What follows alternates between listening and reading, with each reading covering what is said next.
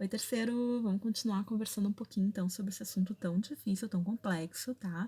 Que é o fascismo, mas que é importante a gente estar também pautando, né? Porque ele é realmente um tema central, tá? Para a compreensão não só em relação à questão histórica, né? Mas também como cidadão, né?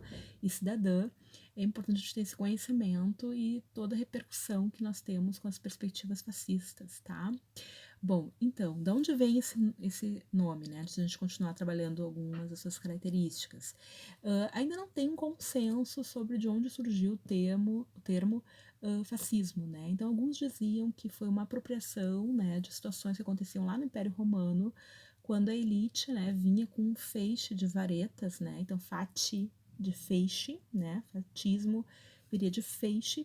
Inclusive, o símbolo do fascismo realmente é um feixe com machado, né? Depois a gente vai deixar disponibilizar para você no sistema esse símbolo, que até já caiu em provas de vestibular, eu já vi uma questão trazendo o símbolo, você tinha que saber do que era aquele símbolo, tá? Então, alguns autores dizem isso, que era então uma apropriação de uma coisa que acontecia lá no Império Romano, quando a elite, para andar nas ruas, né, que estava cheio de gente, mendigo, pessoas pobres, etc., andavam com um feixe, né, de varetas, enfim, na mão e ia chicoteando as pessoas para abrir passagem, né? Então, alguns dizem que é daí que vem. Outros dizem que só a ideia do feixe já explicaria, digamos assim, o que seria, então, essa perspectiva do fascismo. Por quê? Porque o feixe dá uma ideia de que uma vareta sozinha você quebra fácil, uma vareta, né, com várias outras, um feixe de varetas, fica mais difícil de romper. Então, é uma ideia de união, que pauta praticamente todo o discurso fascista e que em grande medida, eu acho que explica muito a sedução pelo fascismo, né? Uma ideia unificadora, uma ideia de não divergência, como se isso fosse paz, né? E na verdade essa união é uma união bastante ilusória, porque a união pregada pela perspectiva fascista nada mais é do que, na verdade, a supressão das diferenças, da diversidade, tão natural, na verdade, né, no convívio humano. Mas a ideia do fascismo era essa, era a ideia unitarista, como eu falei para vocês. Então, o fascismo, ele combate qualquer tipo de situação de divergência. Então, ele é antidemocrático. Vamos começar com as características aí. Antidemocrático, em que sentido? A democracia, na visão do fascista, é algo fraco. Por quê? Porque ela demora, ela tem uma série de processos, né? Ela tem, né, as situações, elas vêm, elas vão sendo debatidas, vários são ouvidos, então isso é completamente inviável para o fascista, tá? Então o fascismo, ele é antidemocrático por sua natureza, certo? Então ele, para ele, qualquer divergência é sinal de fraqueza, é sinal de, digamos assim, de discórdia, certo? E essa discórdia, ela tem que ser suprimida a qualquer preço, certo? Então, antidemocrático é um primeiro ponto. O fascismo também é antiliberal, o que não quer dizer que ele seja anticapitalista. Isso é bem importante também, deixar bem claro para vocês. Muito antes, pelo contrário, tá, pessoas? O fascismo, ele vai ser alimentado pela burguesia, pela grande elite das nações nas quais ele vai se colocar, certo? E ele vai servir muito, muito, muito ao capital e ao enriquecimento desses grupos, certo? Então, ele não é anticapitalista de maneira alguma, certo? Ele é, na verdade, antiliberal. Em que sentido?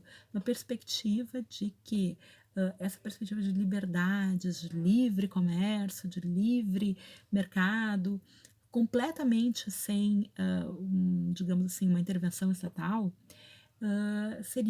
haveria a possibilidade, então, como eu disse para vocês, de divergência, de falta de controle. O fascista, ele tem que ter as coisas nas mãos, ele tem uma perspectiva de controle, de vigilância, né?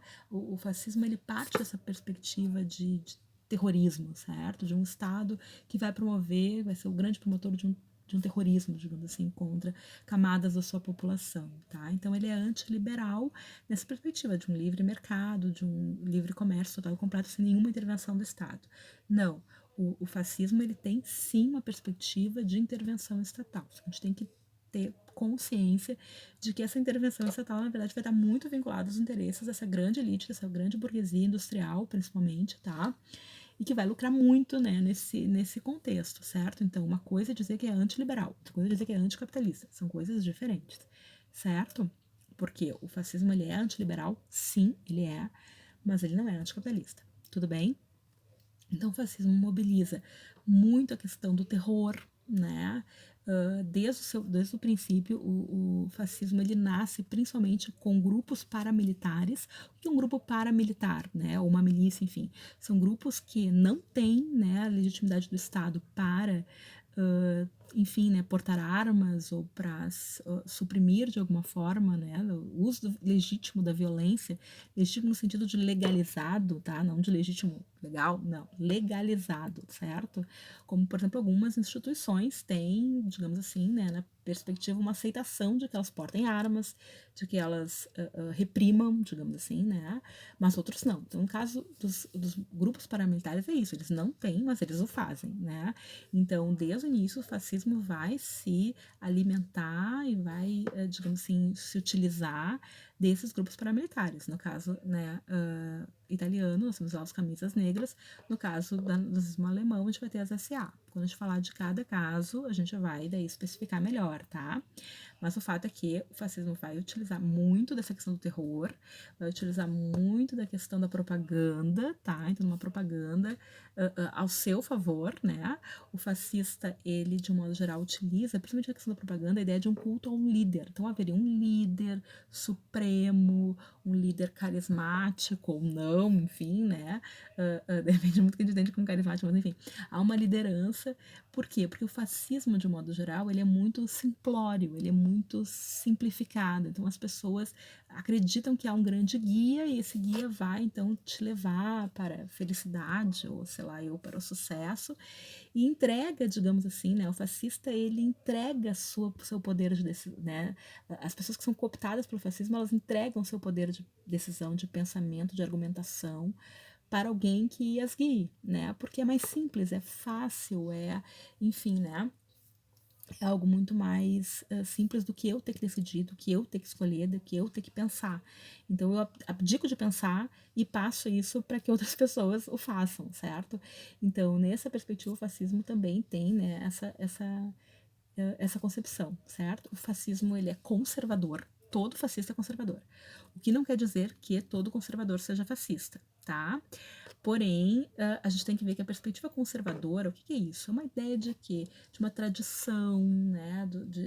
Dos princípios tradicionais, daquilo que sempre foi assim, de uma idealização, certo? Ou seja, como eu disse para vocês, o fascismo ele trabalha muito com o idealismo, com o romantismo de um passado, né? Então, aquela época era boa, porque, enfim, né? Então, o fascista ele não consegue trabalhar com diferenças, certo? Com diversidade. Isso não existe, certo? Então, lá naquele tempo era melhor, né? Enfim. Então, ele tenta colocar papéis para as pessoas, essas pessoas têm que executar exatamente esses papéis, né? Então, uma moralidade, digamos assim, uma perspectiva moralizante, mas uma moral que eles idealizaram, que eles reputaram e que, no ponto de vista do fascista, ela é a única.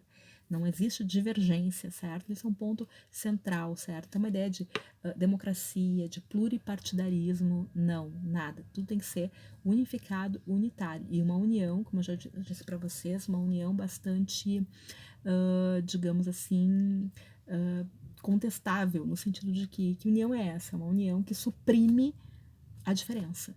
Então, ela nega a diferença, ela diz que a diferença não existe, certo? Que somos todos iguais, né? E que, enfim, né, esse é o discurso do fascista. Ele tenta tirar completamente a perspectiva de individualidade, certo? Tudo bem?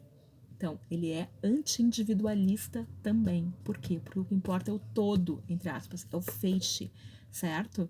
É o feixe que importa. Não importa a tua opinião individual, ou tu como indivíduo, né? O que importa é o todo, ou, no caso, a nação, certo?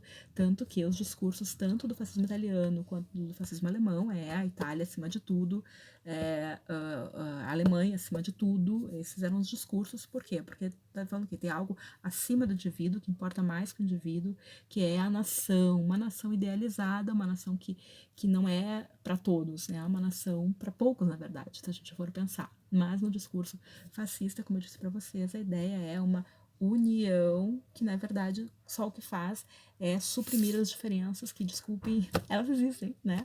Mas para o fascista, não. O fascista nega essa divergência, essas diferenças. Todo mundo tem que ser entre aspas, igual, certo? Tudo bem? Então tá, lembrando que essa igualdade colocada pelo fascismo não é uma igualdade no sentido né, igualitário, é diferente, pessoal, é uma igualdade que suprime individualidade, certo? Ou seja, uma igualdade, digamos assim, que mascara as tuas questões pessoais, certo? As tuas opções pessoais de forma de vida ou de concepção de mundo, certo? Numa ideia de não divergir, certo? Tudo bem? Vamos lá, pessoal, qualquer dúvida, vocês vão entrando em contato, tá bom? Então tá, vamos continuar. No próximo vídeo a gente trabalha mais conceitos, tá? Beijo!